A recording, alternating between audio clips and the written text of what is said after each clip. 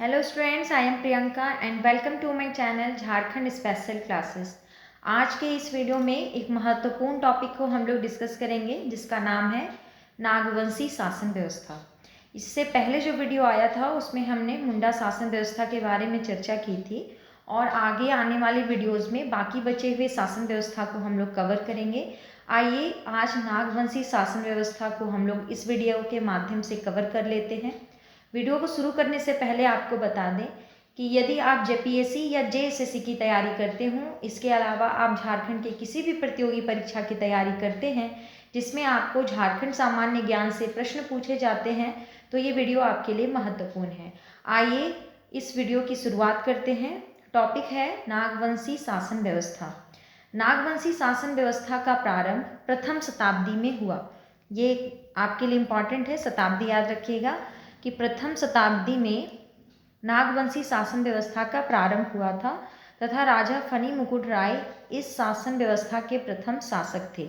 इनको प्रथम शासक माना जाता है और इन्हें ही आदि पुरुष भी कहा जाता है।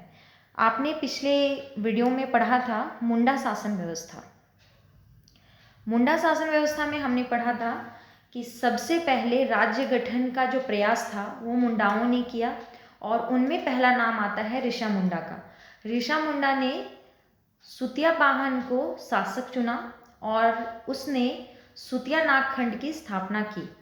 आगे चलकर मदरा मुंडा शासक बना और मदरा मुंडा ने अपनी जो राजगद्दी थी वो राजा फनी मुकुट राय को सौंप दी सर्वसम्मति से। और उसके बाद नागवंश का यहीं से प्रारंभ शुरू हो जाता है। नागवंशी शासन व्यवस्था यहीं से प्रारंभ होगी। यह शासन व्यवस्था मुंडा राज के बाद स्थापित किया गया। फनी मुकुट राय ने सुत्याम्बे को अपनी राजधानी के रूप में स्थापित की। ये आपको याद रखना है कि प्रथम राजधानी इनकी क्या थी, तो सुत्याम्बे थी। समय समय आगे और राजा जो आएंगे वो राजधानी को धीरे धीरे बदलते चले जाएंगे, कहीं और स्थानांतरित करेंगे, लेकिन सबसे पहला जो राजधानी है वो सुत्याम्बे है, इसलिए आप इसको याद रखेंगे। आगे चलते हैं। नागवंशी शासकों ने मुंडा शासन व्यवस्था में अनुकूल परिवर्तन करते हुए इसे अधिक विस्तारित करने का प्रयास किया। इसके शासन काल में पूर्व की भू व्यवस्था, कर व्यवस्था तथा शासन व्यवस्था का संचालन होता रहा। पहले जो मुंडा शासन व्यवस्था था उसी के आधार पर नागवंशी शासकों ने भी अपना शासन चलाने की कोशिश की।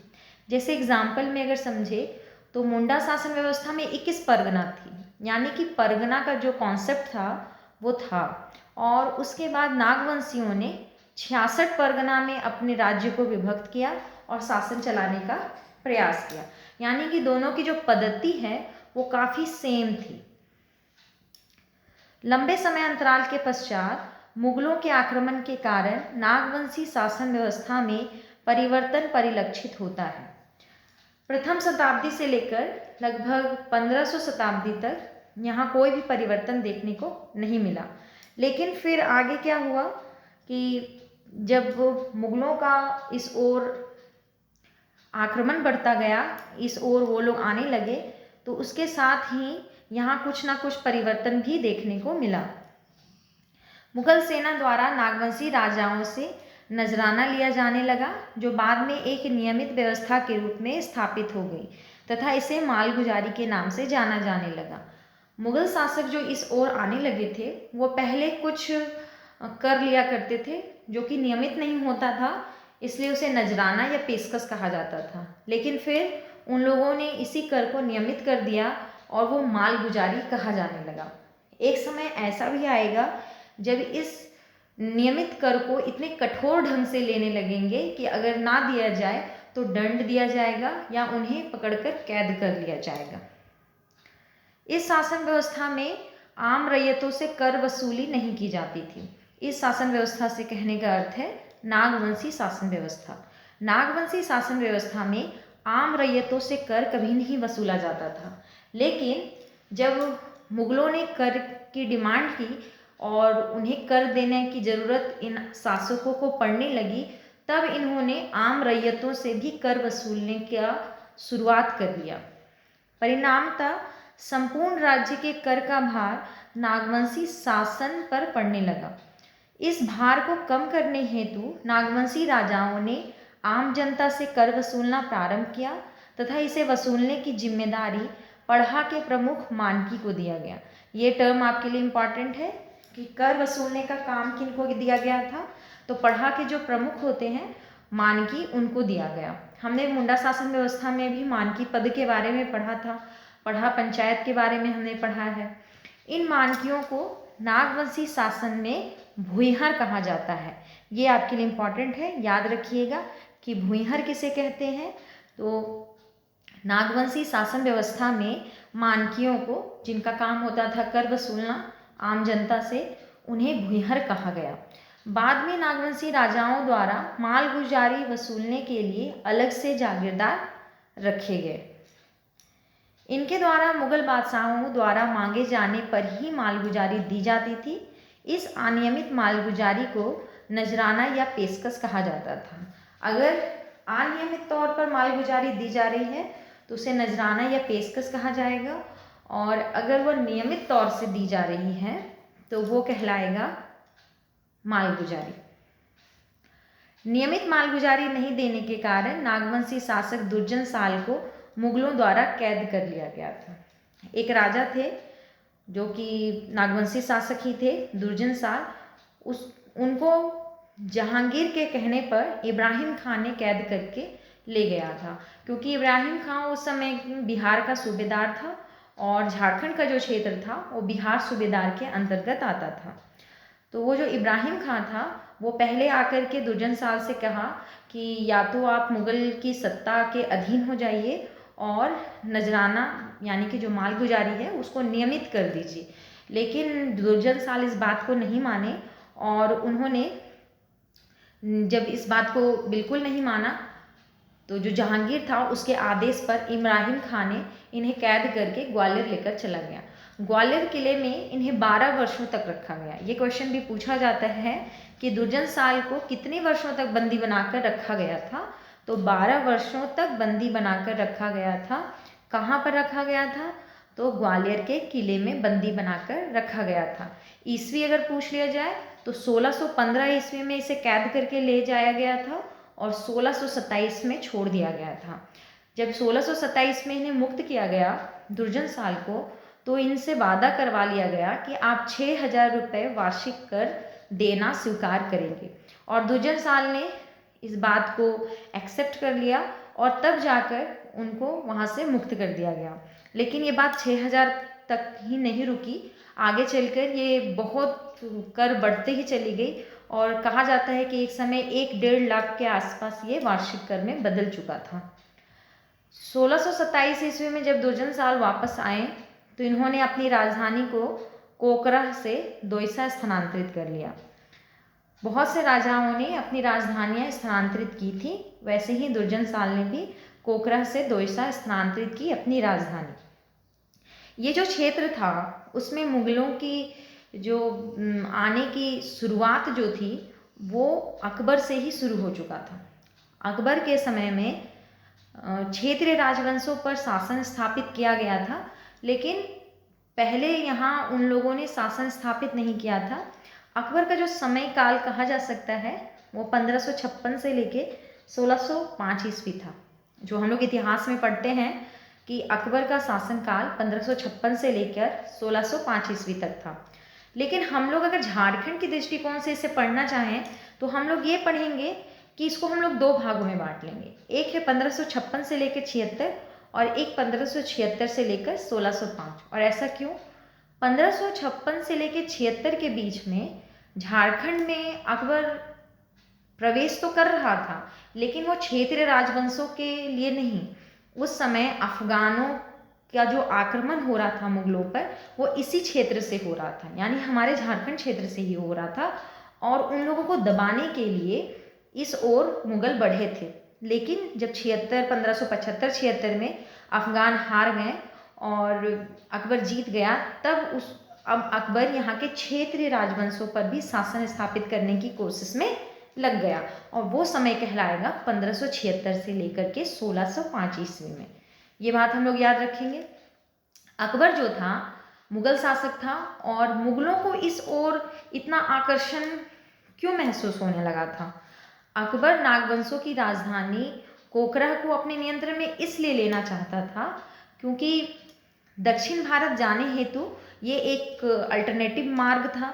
इसके अलावा युद्ध में इस क्षेत्र का उपयोग भी अकबर आने वाले समय में करना चाहता था और हम लोग जानते हैं कि साम्राज्य विस्तार की नीति भी अकबर की सबसे बड़ी नीति थी और ये जो क्षेत्र था झारखंड का वो आर्थिक समृद्धि में भी बहुत आगे था, इसलिए मुग़लों की नज़र इस क्षेत्र में पड़ गई थी।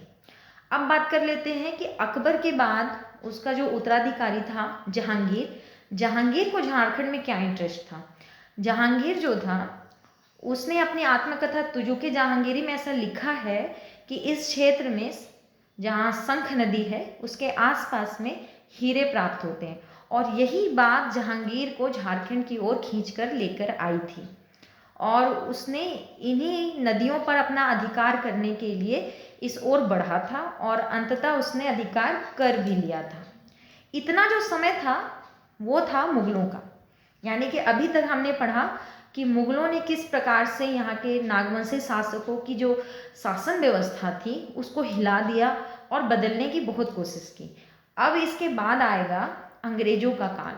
अंग्रेज़ों के काल में भी काफ़ी कुछ बदलाव आया था और उन लोगों के कारण भी कई विद्रोह भी हुए थे झारखंड में। तो आइए अब बात करते हैं अंग्रेज़ों पर।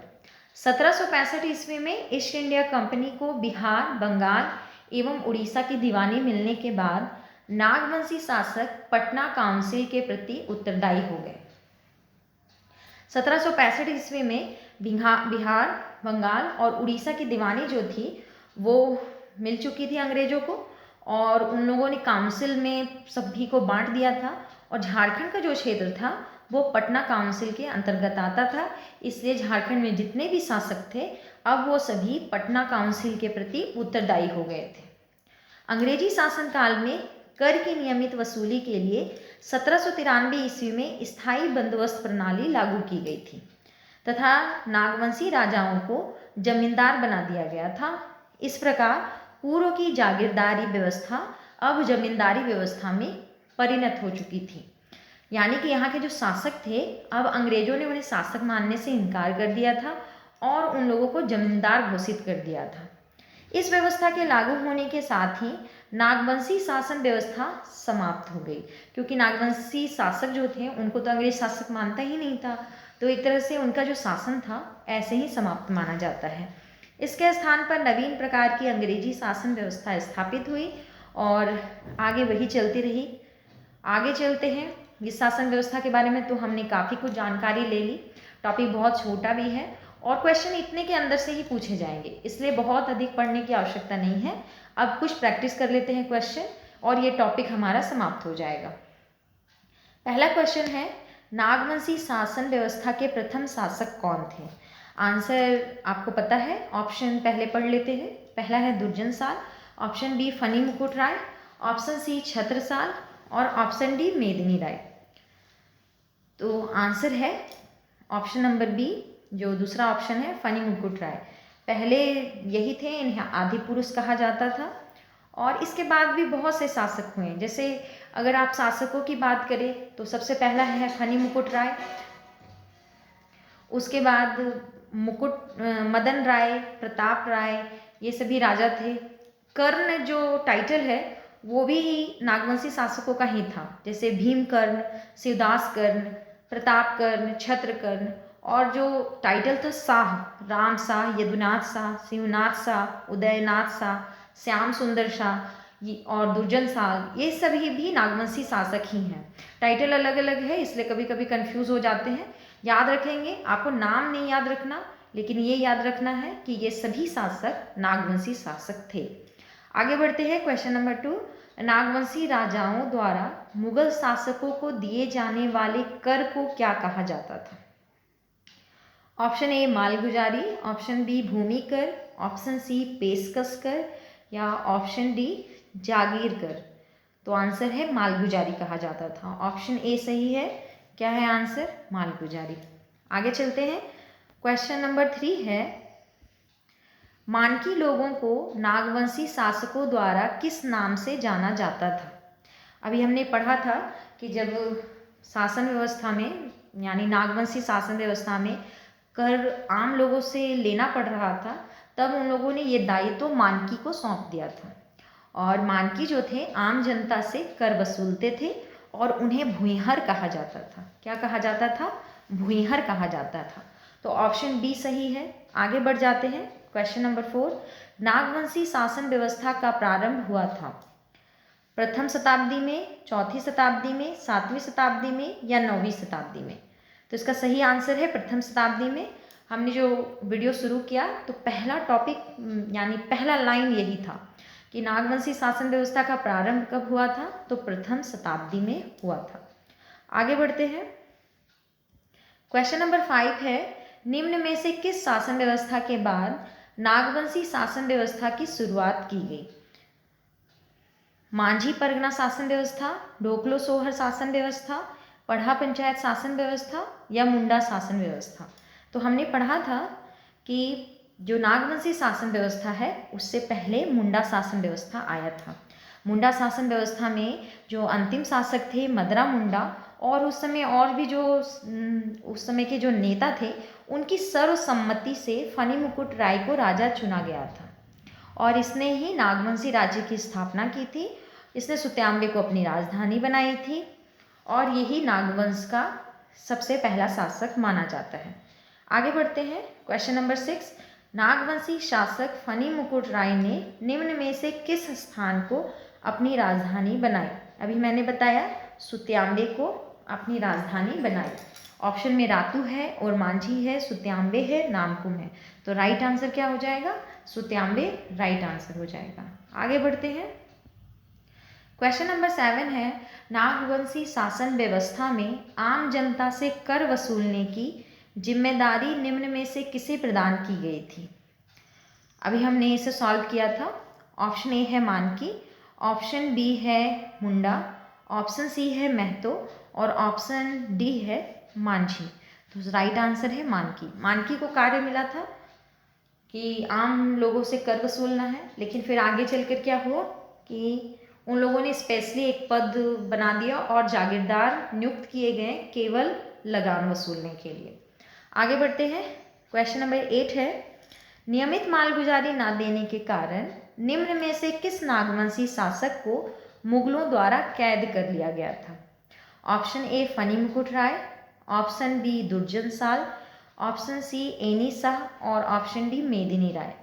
इसका सही आंसर आपको मालूम होगा कि दुर्जन साल को जहांगीर ले गया था, ग्वालियर के किले में 12 वर्षों तक रखा था और क्योंकि इसने कर नियमित रूप से नहीं दिया था। बाद में इनसे ये कह दिया जाता है कि आपको इसी शर्त पर छोड़ा जाएगा कि 6,000 रुपये वार्षिक कर आप नियमित रूप से देंगे। जब दुर्जन साल इस बात को मान जाता है तो इसे 1627 ईस्वी में छोड़ दिया जाता है। इसे गिरफ्तार कब किया जाता है? 1615 ईस्वी को इसे कैद कर लिया जाता है। कुल 12 वर्षों का समय होता है इसके बीच में। आगे बढ़ते हैं। निम्न में से किस मुगल शासक ने नियमित कर ना देने के कारण नागवंशी शासक दुर्जन साल को बंदी बनाने का आदेश दिया था? तो ये शासक कौन था? ये शासक था जहांगीर। मैंने आपको बताया था ना कि जहांगीर उस समय बिहार का सूबेदार इब्राहिम खान को बनाया था। इब्राहिम खान ही जाकर के उसको कैद करके लेकर आया था। और किसके कहने पर? तो जहांगीर के कहने पर। आगे बढ़ते हैं। क्वेश्चन नंबर 10, 1765 ईस्वी में ईस्ट इंडिया कंपनी को बिहार, बंगाल एवं उड़ीसा की दीवानी मिलने के पश्चात नागवंशी शासन निम्न में से किसके प्रति उत्तरदायी हो गया था? ऑप्शन ए है Madras council, option B Kolkata council, option C जो है पटना काउंसिल और ऑप्शन डी बॉम्बे काउंसिल। तो इसका सही आंसर है पटना काउंसिल। 1765 ईस्वी में जब बिहार, बंगाल और उड़ीसा की दीवानी अंग्रेजों को मिल गई, तब जो झारखंड का क्षेत्र था वो पटना काउंसिल के अंतर्गत आ गया था। इसी के साथ ये टॉपिक यहीं समाप्त होता है। हमने प्रैक्टिस क्वेश्चंस भी कर लिए और एक्सप्लेनेशन भी हमने नागवंशी शासन व्यवस्था के जो इम्पॉर्टेंट फैक्ट्स थे उन सभी को हमने बहुत अच्छे से पढ़ा। मुझे आशा है कि आपको ये वीडियो बहुत अच्छा लगा होगा। अगर आपको वीडियो अच्छा लगा हो तो आप इसे लाइक कर दीजिएगा और चैनल को सब्सक्राइब कर लीजिएगा। धन्यवाद।